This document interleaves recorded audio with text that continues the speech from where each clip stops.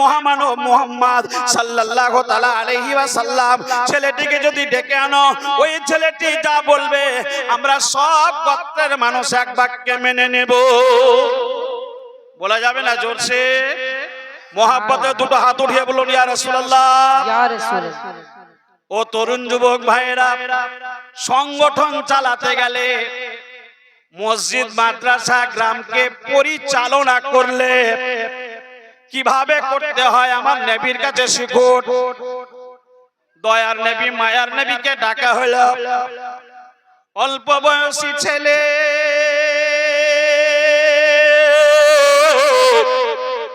আল্লাহর নবী ওই জায়গায় পৌঁছালেন। ওই জায়গায় পৌঁছালেন। পৌঁছার পরে শত শত মানুষ হই হই করছে। আল্লাহর নবী মিষ্টি পানা আওয়াজ দিয়ে কোন গোত্রের দিকে, কোন বংশের দিকে, কোন মানুষের দিকে না দৃষ্টিপাত করে মাথাকে নিচু করে খুব নম্রভাবে বললেন, আপনারা যেই নিয়ে ঝগড়া করছেন, এই ঝগড়া আমার কাছে কি আপনারা মীমাংসা করতে চান? সবাই বলল হ্যাঁ। আল্লাহর নবী বললেন, তবে এখন আপনারা নিজ নিজ গৃহে, নিজ নিজ বাড়িতে, নিজ নিজ বাসস্থানে আপনারা ফিরে যান। কালকে ফজরের নামাজের পরে যে সব চাইতে আগে আসবে, যে সব চাইতে আগে আসবে, তাকে নিয়ে এই হাজরে আসওয়াদ পাথর ওই জায়গায় নিয়ে যাওয়া হবে। রহমতের নবী, দয়ার নবী, মায়ার নবী সাল্লাল্লাহু তাআলা আলাইহি ওয়াসাল্লামের এই কথা শুনে ভোর বেলায়, আচ্ছা বলুন, সব মানুষ ঘুমায়নি, আগে যাবে, সব আগে রেডি হয়ে আছে। আল্লাহর নবীর কত সূক্ষ্ম বিচার দেখুন, রহমতের নবীর বিচার দেখুন। দেখলেন না কে হাসিম বংশের, কে কোরাইশ বংশের, কে কোন বংশের, কাউরি দিকে তাকিয়ে দেখা হলো না। আল্লাহর নবীর গায়ের কালি কামলিওয়ালা চাদরখানাকে বিছিয়ে দিলেন। নবী বললেন, ওই হাজরে আসওয়াদ পাথরখানাকে তুলে চাদরের মিডিলে রেখে দাও। চাদরের মিডিলে যখন রেখে দেওয়া হলো, আল্লাহর নবী বললেন, তোমার গোত্রের মধ্যে কোন একজনকে নিশ্চয়ই তোমরা মান্যতা দাও। বলে হুজুর দি, বলে শুনুন, তাহলে ওই মানুষটা কোথায়? তাকে ডেকে আনা হলো, হাজির করা হলো। বিভিন্ন চার গোত্রের মানুষকে, চারজনকে নেওয়া হলো। আল্লাহর নবী চার কোনা চাদরকে ধরিয়ে দিলেন আর বললেন, শুনে নাও, যখন এই চারজন নিয়ে যাবে, তোমাদের সবাইয়ের নিয়ে যাওয়া হলো। আমাদের সবাইয়ের নিয়ে যাওয়া হলো। ওই জায়গায় নিয়ে যাওয়ার পরে রহমতের নবী, দয়ার নবী, মায়ার নবী, নবী মুহাম্মদুর রাসূলুল্লাহ ওই পাথরখানাকে নিজে তুলে যেই জায়গায় ছিল হাজরে আসওয়াদ পাথর, ওই জায়গাতে বসিয়ে দিলেন। সমস্যার সমাধান হয়ে গেল। বলুন সুবহানাল্লাহ। সুবহানাল্লাহ। সমস্যার সমাধান হয়ে গেল। ভাইরা, এক অপরের নিয়ে নিজেই শুধু নেতৃত্ব দিলে মানুষ তোমাকে মেনে নেবে? মেনে নেবে না, তা কোনোদিন হতে পারে না। সবাইয়েরই দরকার। ক্লাবে বলেছিলাম একটা কথা মনে পড়ে, যে সাপ আর ব্যাঙের দুইজনের খুব বন্ধুতালি, খুব বন্ধুতালি। সাপ ব্যাঙের এত বন্ধুতালি, মানুষ আশ্চর্য যাবে, বলে সাপ আর ব্যাঙের কি বন্ধুতালি হতে পারে? হ্যাঁ, হয়েছে। ব্যাঙ সাপকে দেখে, ব্যাঙ সাপের খুব প্রশংসা করছে। কেমন? সাপ, আর বলিও না ভাই, তোমার শরীরের চামড়া এত চকচকে মুলায়ম, আর বলা যাবে না।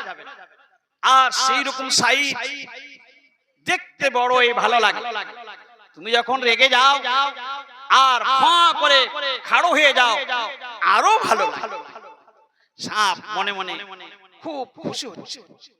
শেষ বেলায় ব্যাঙ বলছে, ভাই তোমার সব ভালো, একটা খারাপ।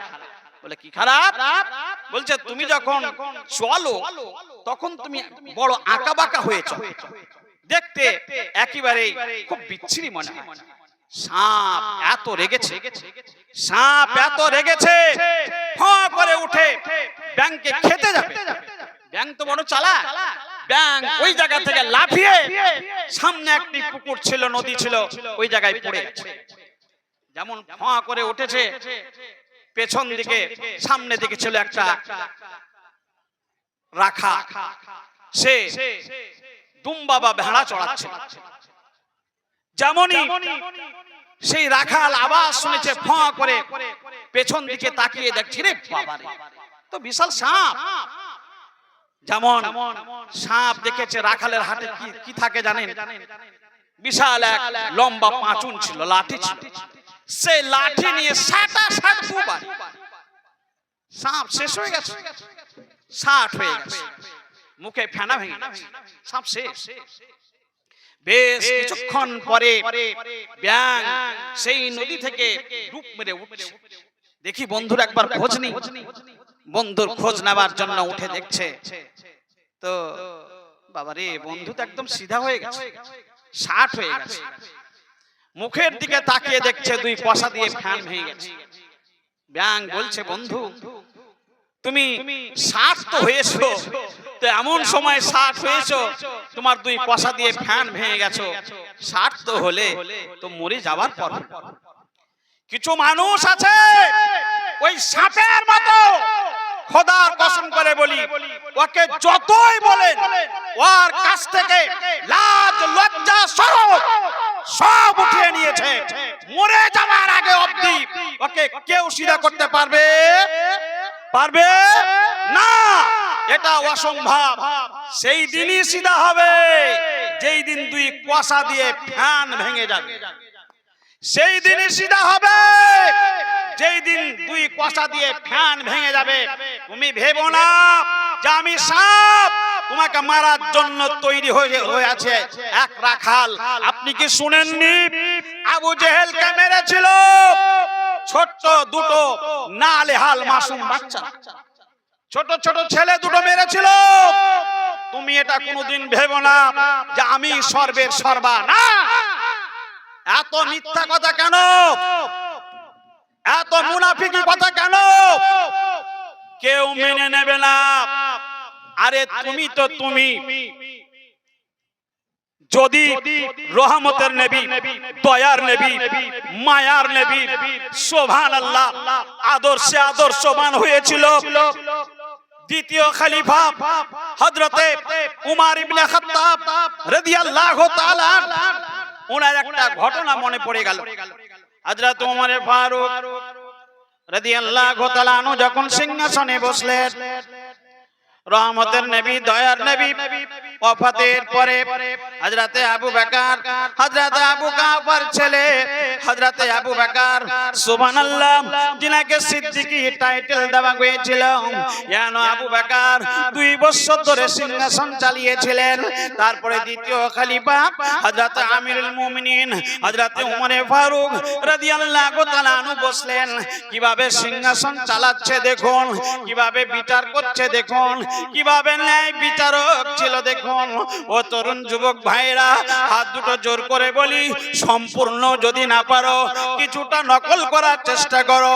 আমার মতো মুলবি যদি না পারে, ভুল হলে তুমি বলে দেবে। তার কারণ হচ্ছে এটাই, কার কাছে কখন কাকে শিক্ষা নিতে হয় আল্লাহ ছাড়া কেউ জানে না। ও তরুণ যুবক ভাইরা, আমার আমিরুল মুমিনিন উমর ফারুক রাদিয়াল্লাহু তাআলা আনহু শাম দেশের বাদশাকে একবার দাওয়াত করেছে।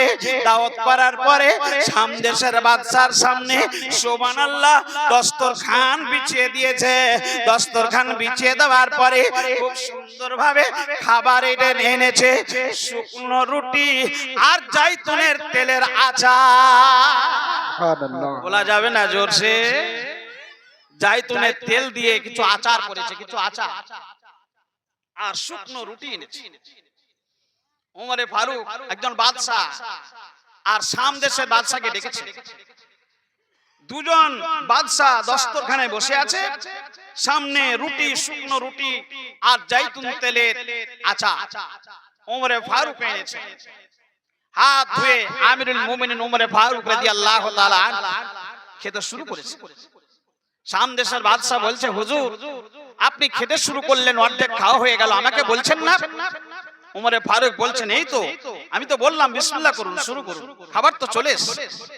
শাম দেশের বাদশা বলছে, তা কি করে হতে পারে? আমি একজন বাদশা আর আমি খাবো শুকনো রুটি আর এই জাইতুনের তেলের দেওয়া আচার, তা কি করে হতে পারে? তা কোনোদিন হতে পারে না। আমিরুল মুমিনিন ওমরে ফারুক রাদিয়াল্লাহু তাআলা আনহু বললেন, এই শাম দেশের বাদশা শুনে নাও রে, এই জন্যই আমি তোমাকে ডেকেছি। আমি শুনলাম তোমার প্রজাদের মুখ দ্বারা প্রত্যেকদিন তুমি মাংস না হলে রুটি খেতে পারো না, প্রত্যেকদিন মাংস না হলে খাবার খেতে পারো না, প্রত্যেকদিন দামি দামি উন্নত মানের খাবারগুলো খাও, কিন্তু তুমি তোমার প্রজাদের কোনোদিন খোঁজ নাও না। এই উমার, তুমি কি রোজ কিয়ামতের মাঠে ভয়ানক দিনে আমি উমার তোমাকে বলতে আছি, এই শাম দেশের বাদশা শুনে নাও, তুমি কি আল্লাহর কাছে জবাব দিতে পারবে নাকি? এই শাম দেশের বাদশা জেনে নাও, আমি আমার প্রজাদেরকে বলে রেখেছি, আমি যতদিন সিংহাসনে বসে থাকবো একটা কুকুরও যদি না খেয়ে থাকে, রোজ কিয়ামতের মাঠে আমাকে আল্লাহকে জবাব দিতে হবে। সুবহানাল্লাহ, বলা যাবে না জোরছে? মোহাব্বতে বলুন, একটা কুকুরও যদি না খেয়ে থাকে জবাব দিতে হবে। সমাজের মাল নিয়ে নষ্ট করছো, লজ্জা লাগে না? আল্লাহকে জবাব দিতে হবে। কোনদিন ভেবো না গাড়ির চাকা সব সময় উপরে থাকে না, গাড়ির চাকা উপরে যদি থাকে ওই গাড়ি গড়ে না, ওই গাড়ি গড়ে না, চলে না। ফলে তুমি পাওয়ারে আছো বলে পাওয়ার অন্য রাস্তায় যদি খাটাও, খোদার কসম করে বলছি এখানে তোমাকে জবাব দিতে হবে, আল্লাহ তোমাকে ছেড়ে দেবে না। ও তরুণ যুবক ভাইরা, আসুন গো, আমার রহমতের নবী, দয়ার নবী সাল্লাল্লাহু তাআলা আলাইহি ওয়াসাল্লামের জন্য এই সুন্দর একটা মজলিস আজকে তৈরি করা হয়েছে, সভা তৈরি করা হয়েছে। ও তরুণ যুবক ভাইরা, আজকে দিনের বেলায় রবিউল আউয়ালের 30 তারিখ ছিল। আজকে রবিউল আউয়াল মাস শেষ হয়ে গেল, রবিউল আখির মানে এই মাসের 11 তারিখ আমরা শাহনশাহ আব্দুল কাদের জিলানী রাহমাতুল্লাহ আলাইহির স্মরণীয় উদ্দেশ্যে একটা ফাতিহা করি, গারুই শরীফ। তো দিনের বেলায় কিন্তু 30 তারিখ ছিল, এখন আরবি মাস 1 তারিখ শুরু হয়ে গেছে। যাই হোক, রবিউল আউয়াল মাস আমাদের পেরিয়ে গেল। ভাইরা, যেটা বলতে চাইছিলাম, আমাদের রহমতের নবী, দয়ার নবী, মায়ার নবী জনাবি আকা মুহাম্মদুর রাসূলুল্লাহ সাল্লাল্লাহু তাআলা আলাইহি ওয়াসাল্লাম এত দরদি নবী, এমন ভাবে মানুষদেরকে শিক্ষা দিয়েছে, শুনলে পরে আপনার মন বাগ হয়ে যাবে, ঈমান তাজা হয়ে যাবে। ও তরুণ যুবক ভাইরা, হযরত আমিরুল মুমিনিন উমরে ফারুক রাদিয়াল্লাহু তাআলা আনহুর সময় উনি এমন ভাবে মানুষদেরকে এত সুন্দর ভাবে পরিত্রাণ দিয়েছিলেন, মানুষদের মনের মধ্যে সাহস জগিয়েছিলেন। আমিরুল মুমিনিন উমরে ফারুক রাদিয়াল্লাহু তাআলা আনহু যখন বাদশা, একজন অল্প বয়সী মেয়ে উমরে ফারুকের নাম শুনেছে, জীবনে কিন্তু কোনোদিন দেখেনি। সে মেয়েটি পর্দা করে গভীর রাতে উমরে ফারুককে দেখার জন্য বেরিয়ে গেল। কোন মানুষ জিজ্ঞেস করে, এই মেয়ে তুমি উমরে ফারুককে রাত্রে বেলায় পাহাড়ের দিকে খুঁজলে কেমন করে পাবে? পাহাড়ের এরিয়াতে খুঁজলে পরে কেমন করে পাবে? মেয়েটির জবানে কত সুন্দর জবাব বের হচ্ছে দেখুন। মেয়েটি বলে, আমার বিশ্বাস উমরে ফারুককে সিংহাসনে পাবো না রাত্রে বেলায়। এই পাহাড়ের উপরে নদীর গর্তে বিভিন্ন জায়গায় ওনাকে পাওয়া যাবে খুঁজে। ওই মেয়েটি কিন্তু এই দিক দিয়ে বেরিয়ে গেছে। ও তরুণ যুবক ভাইরা, গত 3 দিন হয়ে গেছে রাত্রে বেলায় উমরে ফারুককে খুঁজে পাওয়া যায় না। শেষ বেলায় একদিন 2 পাহাড় 2 দিকে বিশাল উঁচু, সেই মেয়েটি একাই গভীর রাতে পাহাড়ের মধ্যস্থল দিয়ে চলে যাচ্ছে। কেউ কোথায় নাই, সমস্ত মানুষ রাত্রে বেলায় নিদ্রায় নিদ্রিত হয়ে আছে, নিজ নিজ গৃহে আরাম বিছানায় আরাম করতে আছে, কেউ কিন্তু কোথাও নাই। ও তরুণ যুবক ভাইরা, ওই মেয়েটি পাহাড়ের মধ্যস্থলে আছে। ওই দিক থেকে আমিরুল মুমিনিন উমরে ফারুক নিজেই কিন্তু চলে আসছে। এইরকম সাধারণ পোশাক পরে, বাদশাহী পোশাক কিন্তু পরে নাই। বিচারক কত সুন্দর দেখুন, মক্কা শহর মদিনা শহর কিভাবে ওনারা চালিয়েছে দেখুন। ইয়ানো আমিরুল মুমিনিন হযরত উমরে ফারুক রাদিয়াল্লাহু তাআলা আনহু যখন পাহাড়ের মিডিলে, ওই মেয়েটিও কিন্তু পাহাড়ের মিডিলে, দুইজনে যখন সামনাসামনি দেখা যায়, আমিরুল মুমিনিন হযরত উমরে ফারুক রাদিয়াল্লাহু তাআলা আনহু সে মেয়েটিকে বলছে, মা তুমি এই সময় এ রাত্রে বেলায় তুমি কোথায় যাবে? মেয়েটি বলল, তুমি একজন পুরুষ মানুষ, তুমি কোথায় যাচ্ছ? তুমি চলে যাও, আমাকে জিজ্ঞেস করার তুমি কে? তুমি কেউ নাই, তুমি কেউ নাই। উমরে ফারুক জিজ্ঞেস করলো, মারে তোমার কি একটু জানে ভয় নাই? এই রাত্রে বেলা একজন জওয়ান মেয়ে একাই তুমি কেন বেরিয়েছো? যদি তোমার কেউ ইজ্জতে হাত লাগায়, যদি শরীরে কেউ টাচ করে, তুমি অপদস্থ হবে, তোমার মূল্যবান ইজ্জত বেকার হয়ে যাবে। চিৎকার করে চেঁচিয়ে বলল, তুমি কোন এমন বদমাশ, তোমার কি জানে ভয় নাই? আমাদের সিংহাসনে বসে আছে আমিরুল মুমিনিন উমরে ফারুক রাদিয়াল্লাহু তাআলা আনহু। সে যদি শুনতে পায়, তোমার দিনের বেলায় মেরে পিঠের চামড়া তুলে দেবে।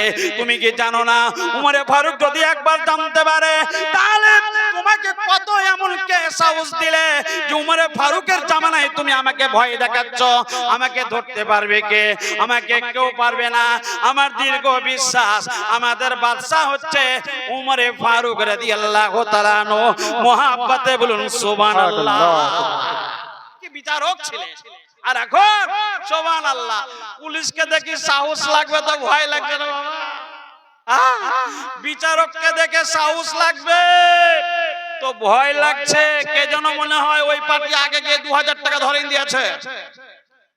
বুঝতে পারেন না বাংলা কথা? কে যেন মনে হয় 5000 টাকা পেয়ে গেছে, আমার বিচার হবে না, গরিব মানুষ। ওই মেয়েটা একাই গভীর রাতে, সে তো জানে না আর নাম উমা, চিনে না, কোনোদিন দেখেনি।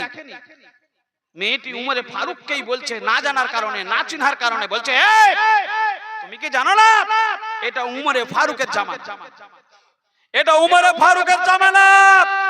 ফলে আমার দীর্ঘ বিশ্বাস, আমার গায়ে কেউ হাত লাগাতে পারবে না। সুবহানাল্লাহ। এখন যদি বলতে লাগি, তাহলে তো কালকে সকাল বেলায় বা বোধহয় কয়েকটা পরস্পর রাত ঘুমই হবে না। এখনকার বিচারক যেমন, যদি বলি ছিলে দেব, যদি বলি ছিলে দেব, রাতের ঘুম হারাম হয়ে যাবে। খোদার কসম করে বলি, হযরত আমিরুল মুমিনিন উমরে ফারুক রাদিয়াল্লাহু তাআলা আনহু বলছে, মা তুমি খুঁজছো কি, যাচ্ছ কোথায়? সে মেয়েটি বলল, বারবার যখন তুমি জিজ্ঞেস করছো, মেয়েটি আর থামতে পারলো না, 2 চোখ দিয়ে ঝরঝর করে পানি বয়ে এলো। মেয়েটি কেঁদে কেঁদে বলছে, আমি একজন অসহায়, আমি একজন গরিব মেয়ে, কিন্তু আমি আমার উমরে ফারুক দ্বিতীয় খলিফা হযরত আমিরুল মুমিনিন উমরে ফারুক রাদিয়াল্লাহু তাআলা আনহুর এমন একজন ভক্ত, আমি তাকে দেখার জন্য 3 দিন ধরে এই পাহাড়ের আরে আরে ছুটে বেড়াচ্ছি। ওই ব্যক্তি জিজ্ঞেস করছে, তুমি উমারকে পাহাড়ের রোতে কেমন করে পাবে, পাহাড়ের মধ্যে কেমন করে পাবে? তখনও মেয়েটা রেগে গিয়ে বলছে, তুমি চিনো না আমাদের বাদশাকে? বাদশা রাতে ঘুমায় না, গরিবদের দরওয়াজায় দরওয়াজায় গিয়ে খোঁজ নেয়। বলুন সুবহানাল্লাহ। নারে তাকবীর, আল্লাহু আকবার, নারে রিসালাত, ইয়া রাসূলুল্লাহ, মাসলাকে আলা হযরত, জিন্দাবাদ। জশ্ন ঈদ মিলাদুন নবী। ব্রাদার, দয়ার নবী কালি কামলি বালা মুস্তাফা